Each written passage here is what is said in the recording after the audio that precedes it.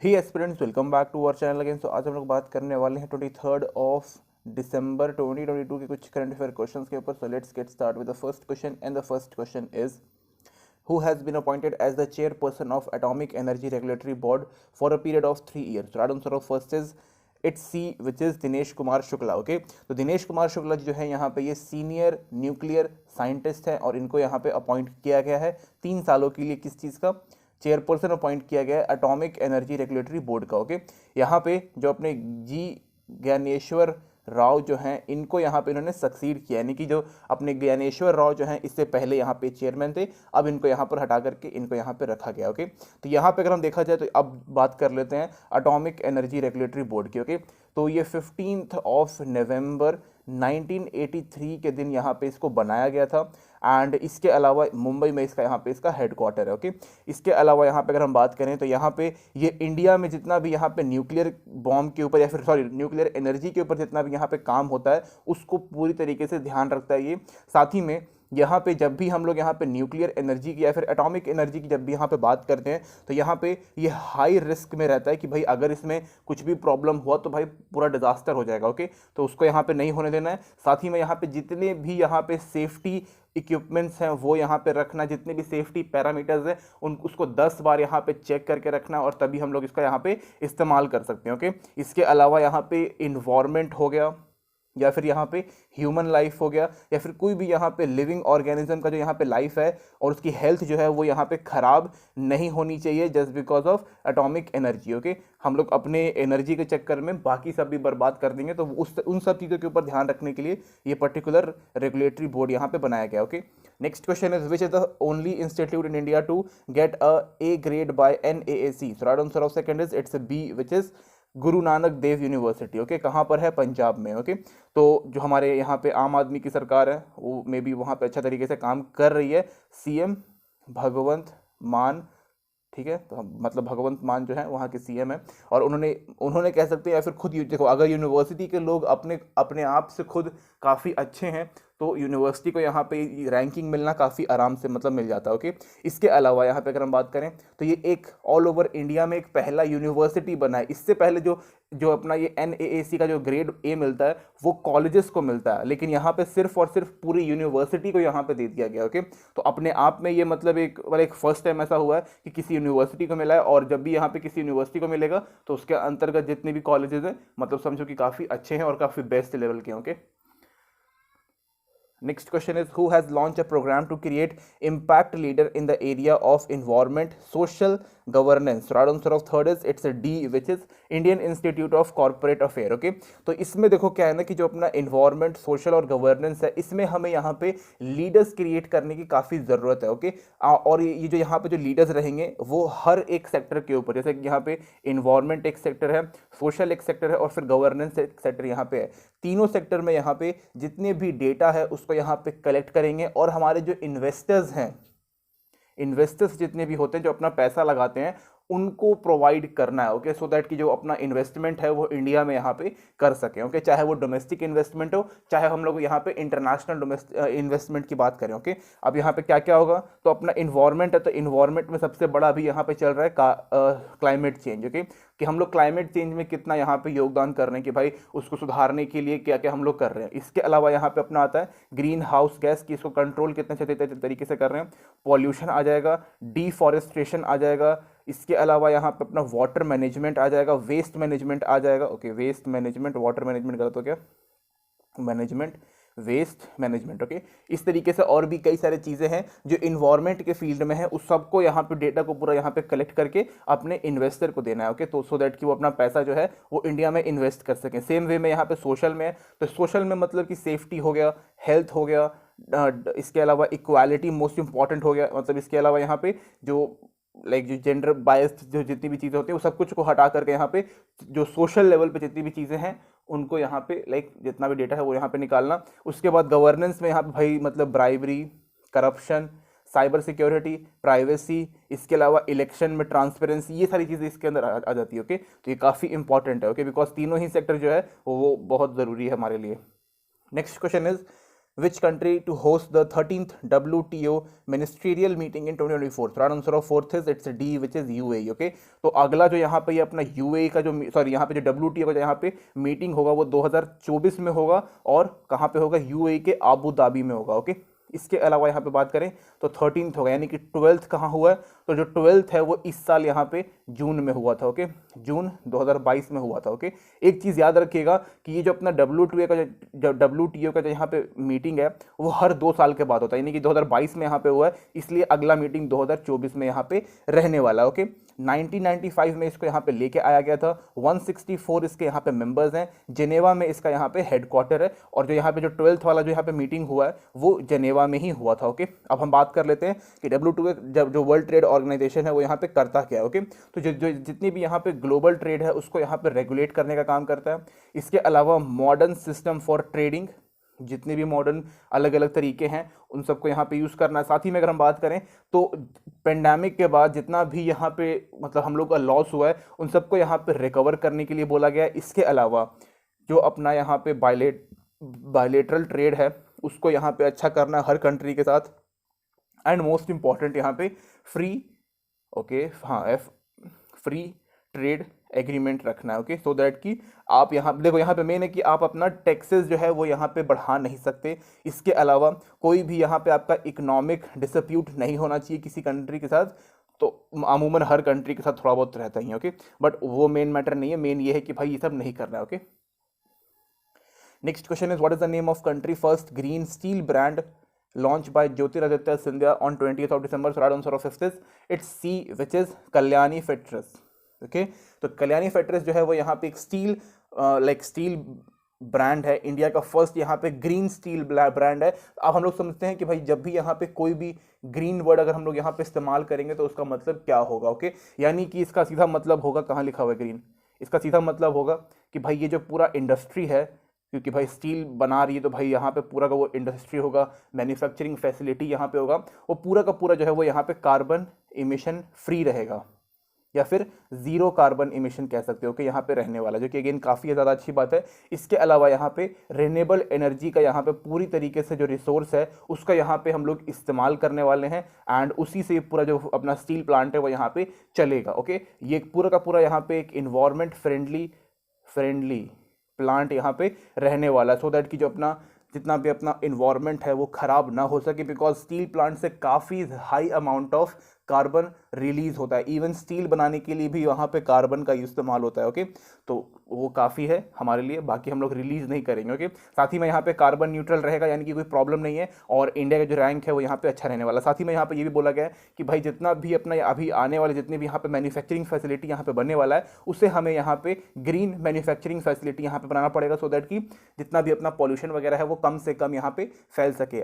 और इंडिया चाहे तो इन सब चीज़ों में आगे बढ़ सकता है, जैसे कि यहाँ पे ग्रीन स्टील वाले जो है वो हो गया या फिर ग्रीन मैन्युफैक्चरिंग जितना भी है उसमें इंडिया आगे बढ़ सकता है. Okay, leadership.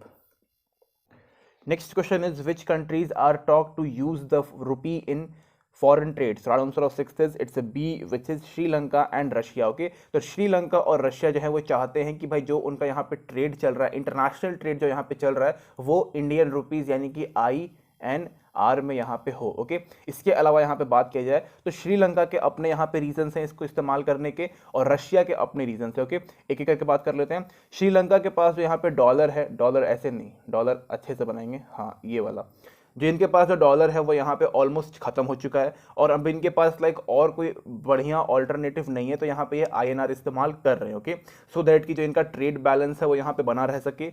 इनके कंट्री में जितनी भी चीज़ें हैं वो जो सामान आना जाना है वो सब कुछ यहाँ पे अच्छे तरीके से हो सके, इसलिए यहाँ पे इन्होंने INR में शिफ्टिंग करने के लिए बोला है. ओके, तो मेन तो यहाँ पे श्रीलंका का रीज़न था कि भाई वहाँ पे इकोनॉमी क्राइसिस चल रहा है और अभी तक वो ठीक नहीं हुआ, तो उसको ठीक करने के लिए हम लोगों से लोन भी लिया था और हमने प्रोवाइड भी किया और उसके बाद यहाँ पे ट्रेड करने के लिए हमने RBI को सपोर्ट, मतलब RBI जो है यहाँ पे सीधी बात बोला जाता है यहाँ पे सपोर्ट कर रही है. ओके, अब बात करते हैं रशिया की. तो रशिया यहाँ पे इसलिए कर रहा है बिकॉज रशिया के साथ कोई और ट्रेड नहीं करना चाह रहा, because of Russia versus Ukraine. Okay, तो वर्सेस तो लगा भी नहीं सकते, रशिया ही लिखो सिर्फ. ओके, बिकॉज रशिया के सामने टिक नहीं पाएगा वो.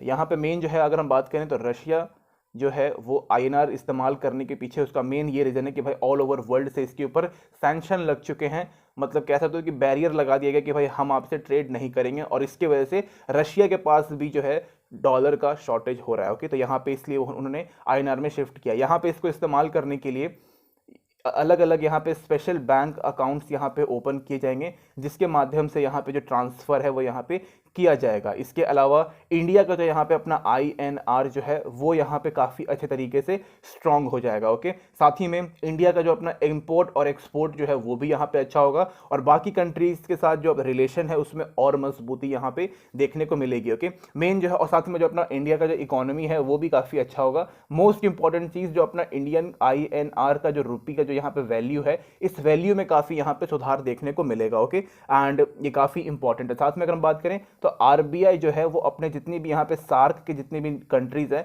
उन सब की यहाँ पे हेल्प कर रहा है, सो दैट कि वो रिकवर कर सके पेंडेमिक से। अब हम बात कर लेते हैं कि भाई सार्क क्या है। तो सार्क जो है वो इसमें यहाँ पे 8 अलग अलग कंट्रीज हैं। इसमें कौन कौन से?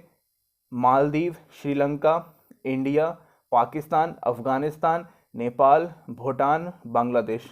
8 हो गया? हाँ, 8 हो गया। तो यहाँ पे 8 कंट्रीज हैं, इनकी यहाँ पे मदद कर रहा है। तो बेसिकली 7 कंट्रीज की मदद कर रहा है। Okay, including Pakistan. Next question is, who has been honored with the first Roheen Nair Prize for outstanding contribution to rural development? So right answer of 7th is, it's B, which is Sethirichman Sangatam. Okay, Sethirichman Sangatam. Okay, तो इनको यहाँ पे मिला है, ये award मिला है for contribution to rural development. Okay, तो मेनली अगर हम बात करें तो ये जो अपना नागालैंड का एरिया है वहाँ पर जो फार्मर्स हैं उनकी इनकम इन्होंने यहाँ पे ट्रिपल कर दिया। नॉर्मली जो पॉलिटिकल पार्टीज थी वो डबल करने की बात कर रही थी, लेकिन यहाँ पर इन्होंने सीधा ट्रिपल, मतलब 3 गुना यहाँ पे इंटू 3 कर देते हैं, कर दिया। कितने फार्मर्स का?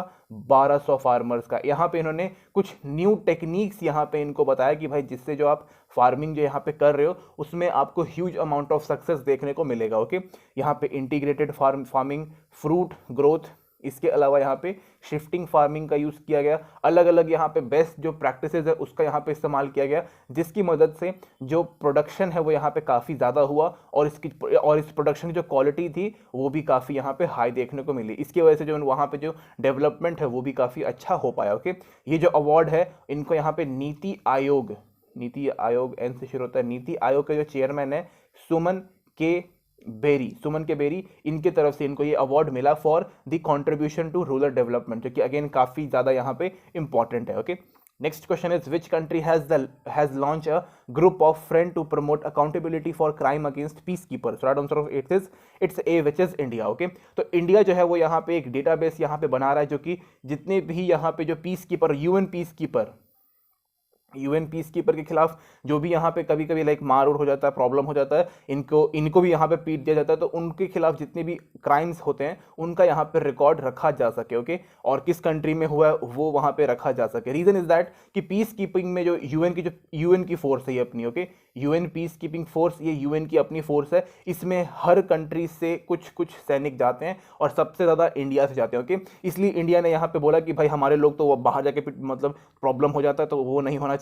हमारे अपनी आर्मी है और हमारे लिए उसकी रिस्पेक्ट बहुत ज़्यादा है। ओके, और वो बाहर जाके जो प्रॉब्लम होता है वो नहीं होना चाहिए, तो उसी के लिए यहाँ पे ये ऊपर उठा। ओके, साथ ही में यहाँ पे बांग्लादेश, इजिप्ट, फ्रांस, येमेन और नेपाल जो है, इन सब ने यहाँ पे कहा कि बात बिल्कुल सही है, कोई भी यहाँ पे प्रॉब्लम होगा तो उसके बाद एक्शन काफ़ी स्ट्रिक्ट लिया जाएगा। और बिकॉज ये यूएन की फोर्स है और साथ में इंडिया की भी काफ़ी सारी इसमें काफ़ी अच्छे लोग वहाँ पे सैनिक गए हुए हैं, तो उनको प्रॉब्लम नहीं होनी चाहिए। बिकॉज वहाँ पे जो देखो, जहाँ पर भी यूएन की जो पीस कीपिंग फोर्स अगर पहुँच गई, मतलब कि उस कंट्री के अंदर टेररिज्म काफ़ी ज़्यादा बढ़ चुका है, समथिंग लाइक पाकिस्तान, इसके अलावा या फिर अफगानिस्तान का सिचुएशन आ चुका है, या फिर वहाँ सिविल वॉर या फिर चल रहा है काफ़ी बड़े लेवल पे, तो उन सबको यहाँ पे रोकना काफ़ी ज़रूरी है। ओके, और इसलिए यूएन की पीस कीपिंग फोर्स है, नाम भी समझ सकते हो, peace keeping. Okay, next question is, when we celebrate किसान दिवस every year? So right answer of 9th is it's C, which is 23rd of December. Okay, तो इसको हम लोग किसान दिवस बोल सकते हैं, फार्मर डे बोल सकते हैं, या फिर नेशनल फार्मर डे भी यहाँ पे इसको बोल सकते हैं। ओके,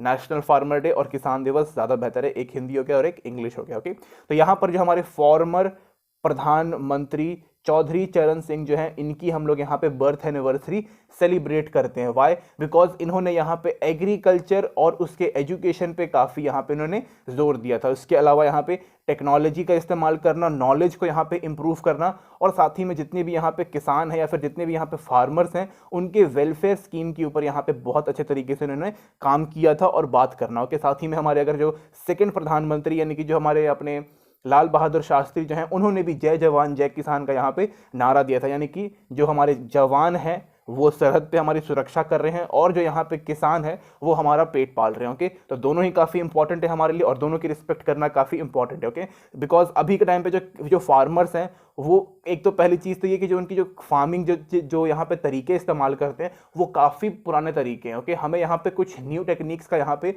ईजाद करना काफ़ी ज़रूरी है और उसके और साथ ही में उनको एजुकेशन प्रोवाइड करना कि भाई अभी के टाइम पे नए नए कीड़े लग जाते हैं या फिर कुछ भी यहाँ पे प्रॉब्लम होता है, उनको उनका सॉल्यूशन कैसे निकाला जा सके। ओके, तो ये कुछ इंपॉर्टेंट चीज़ें हैं और साथ में जो उनका वेलफेयर स्कीम है वो तो यहाँ पे होना चाहिए। Okay, next question is, what is the name of the portal for in vehicle navigation to the nearest public EV charger? So right answer of 10th is it's A, which is EV यात्रा portal. Okay, तो ये जो particular portal है ये एक यहाँ पे mobile application है। इसको यहाँ पे लॉन्च हमारे प्रेसिडेंट मैडम जो है द्रौपदी मुर्मू जी, उन्होंने इसको यहाँ पे लॉन्च किया। ओके, इसको लॉन्च करने का एक सीधा सा यहाँ पे देखो बहुत सीधा सा चीज़ है कि भाई यहाँ पे जो भी इलेक्ट्रॉनिक व्हीकल के जो चार्जिंग पॉइंट है या फिर चार्जिंग स्टेशन है उसका लोकेशन यहाँ पे दिया जा सके और वो नियरेस्ट पब्लिक होना चाहिए, यानी कि पब्लिक मतलब कोई भी इस्तेमाल कर सकती है एक अमाउंट देने के बाद। ओके, तो यहाँ पे ये होना चाहिए सो दैट कि यहाँ पर वो कहीं पर भी चार्ज कर सके। ओके, यहाँ पे इसको लॉन्च करने का एक चीज़ ये भी है कि भाई अभी हमने इस पर्टिकुलर चीज़ को यहाँ पे स्टार्ट किया, यानी कि जो इलेक्ट्रॉनिक व्हीकल्स है उसको स्टार्ट किया है, तो उतनी अबंडेंस में यहाँ पे हमारे पास इलेक्ट्रॉनिक व्हीकल चार्जिंग स्टेशंस अभी अवेलेबल नहीं है, इसलिए इस पर्टिकुलर एप्लीकेशन को यहाँ पे बनाया गया सो दैट कि उनको इजी वे में यहाँ पे पता चल जाए कि भाई कहाँ पर है। ओके, इसके अलावा जितने भी हमारे यहाँ पे ई व्हीकल्स जो हैं, ई व्हीकल्स जो इलेक्ट्रॉनिक व्हीकल्स जो है उनका भी यहाँ पे प्रमोशन करना काफ़ी इंपॉर्टेंट है सो दैट कि लोग जो है वो इनके तरफ जाएं और इससे जो हमारा कार्बन एमिशन वाला जो टारगेट है वो भी जल्दी से कंप्लीट हो जाएगा, पॉल्यूशन कम होगा, पेट्रोल के दाम काफ़ी बढ़ चुके हैं, तो उन सबको यहाँ पे एक ही स्टेप में काफ़ी कुछ यहाँ पे हम लोग सुधार सकते हैं। Okay, so this is it guys, thank you and thank you watching this video.